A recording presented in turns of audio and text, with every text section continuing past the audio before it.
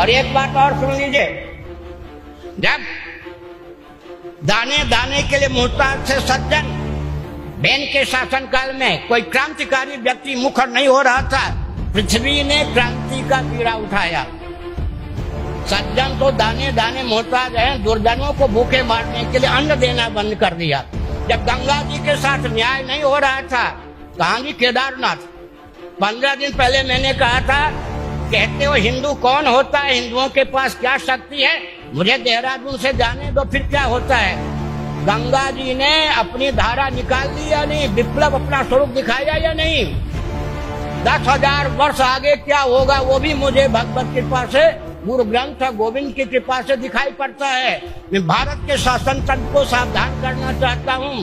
प्रकृति, केंद्रीय और प्रांतीय शासन तंत्र सहित राजनीतिक दलों को निकालने के लिए उद्यत है। अगर आप सुरक्षित रहना चाहते हैं तो भारत को सैद्धांतिक धरातल पर स्वतंत्र करने के लिए अपने पार्टी का आमूलचूल शोधन कीजिए, नहीं तो प्रकृति अब नहीं छोड़ेगी।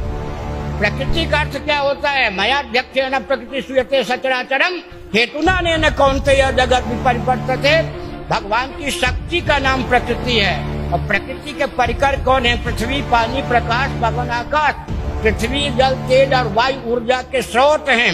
जब कोई मनुष्य दुर्बल पड़ जाता है, क्रांति की बात नहीं करता, तो प्रकृति के ये परिकर हैं, पृथ्वी, जल, तेज, वायु, भूकंप के द्वारा, भूस्खलन के द्वारा, सुनामी लहर के द्वारा, अग्निकांड के द्वारा, दावानल के द्वारा, वाक्या के द्वारा ये नष्ट कर देते हैं। प्रकृति अपने हाथ में बागडोर संभाले, उससे पहले राजनेताओं को हम एक पवित्र अवसर देते हैं। सभी राजनेता हमारे लाडले प्यारे हैं, लेकिन सब बचते हैं कहीं आध्यात्मिक गंध न आ जाए राजनीति।